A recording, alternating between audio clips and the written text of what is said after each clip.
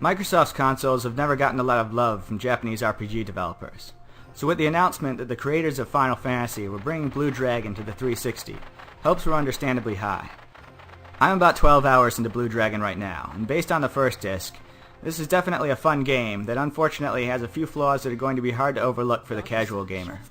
Blue Dragon's plot is typical Save the World fare. Ominous violet clouds, monsters, and machinery are spreading havoc throughout the land thanks to the machinations of the evil Nene, who seems to be spreading pain and suffering just for the fun of it. Obviously, the only hope is a young boy and his friends living in some rural town in the middle of nowhere. Like the plot, the characters are also kind of shallow, basically following anime stereotypes. Shu, your main character, is your typical shonen lead. High on spirit, but kind of low on brains. He'd fit right in with Naruto or Luffy.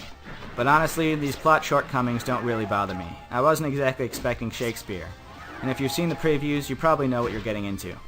Blue Dragon is definitely a traditional RPG. Some may find it too traditional, but this really comes down to your taste.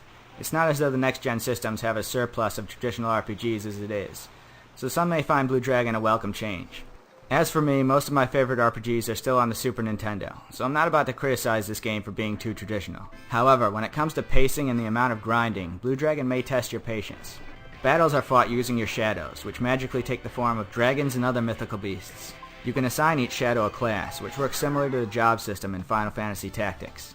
Grinding becomes an issue when you want to experiment with different classes. Classes level with you. And besides granting abilities, your character's stats are tied to your class. This means that you can go from being a powerhouse one moment to being a weakling the next if you experiment with a different class. Unfortunately, this can be a pretty strong incentive not to experiment with a system that's otherwise pretty fun.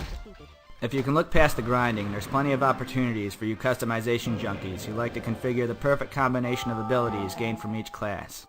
And for you RPG kleptomaniacs who love to search through every barrel and jar in every town you come across, you're going to be in heaven with Blue Dragon. The amount of hidden stuff in this game is just plain ridiculous, as it often feels like every single rock, tree stump, or piece of furniture is hiding something, be it gold, items, or even experience points. Sometimes when you defeat enemies, they leave behind poop, and you can even search through that and find gold hidden within. Besides lots of hidden items, you're unfortunately going to be seeing a whole lot of the loading screen.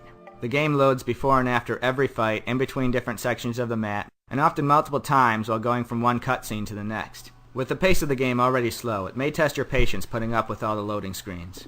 It certainly helps that the game looks great. The graphics use soft-shaded textures, which give the characters the appearance of action figures, and the look works really well with Akira Toriyama's art. Despite the slow pacing of the story, you may want to trudge forward just to see what the next town or dungeon looks like. The sound is equally good most of the time, although a few of the tracks, such as the 80s rock boss theme, are definitely an acquired taste.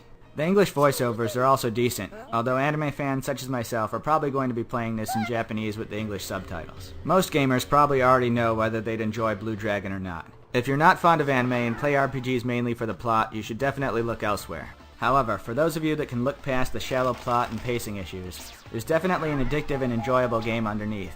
One that'll probably keep you busy for a long time.